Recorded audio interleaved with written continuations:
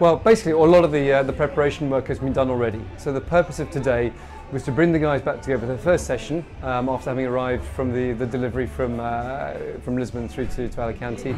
We've got the import today, so we couldn't go too strong, but we wanted to do something a bit of fun, a bit of movement, try some things a little bit different for them, and yeah, just give them a session that was focused on a bit of mobility, a little bit of running, but a bit of fun as well. We always try and go back to things that they know, things that create a little bit of rhythm in the day. We don't want to change things. So actually for us, the sport, the training, that forms a very nice part of the day for them. We protect little parts of the training where we can have a laugh, we can have a joke. They went and had a little swim at the end, and they were chucking the ball around.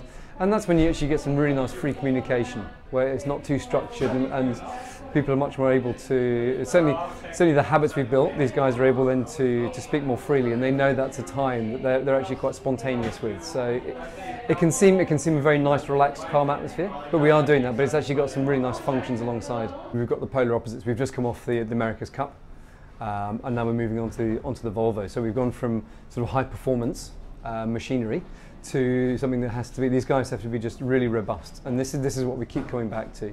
The more physically robust, mentally robust, and in terms of being a team, the more robust they are there, the better we are off. So a lot of our training has focused on simply being base level strength, not having movement weaknesses that are likely then to cause problems. So it's been a nice combination of actually doing some well-established screening, but then combining that with just knowing the guys, seeing a lot of these guys come back, having had a couple of years off following in the last Volvo, and being able to go things in a bit more detail and really structure the training leading in.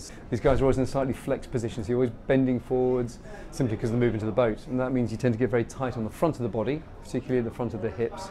And then when you do try and straighten up, you're actually locked by the tissue on the front of the body. So making sure they can open up, they do things that maintain that normal range. And then also shoulders, all the lifting, the hauling, the grinding. They accumulate a lot of grinding miles. So it's about balancing it out and making sure that we've done everything we can to prepare them for tolerating that. When the guys are training hard and sailing hard, you accumulate load on the body.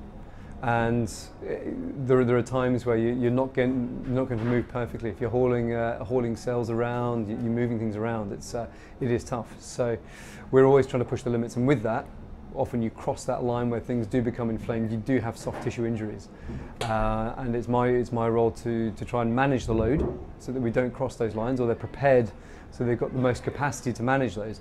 But then also to work on things. These guys have been carrying for a number of years. A lot of these guys have been sailing for years and years, and it's tough on the bodies. So we have to do what we need to, whether that's using osteopathic techniques, using physio, using some massage, using anything at our disposal to keep these guys ticking. Our mission statement is to challenge this dogma that these guys come back pre-diabetic, totally destroyed, their leg muscles have totally wasted away.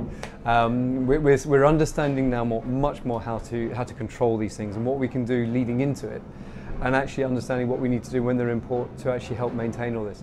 Obviously nutrition is a massive part of this, giving them the correctly balanced diet that complements what they're actually doing, but also then having them effectively trained so they have developed the correct systems to be able to tolerate this without the severe degradation.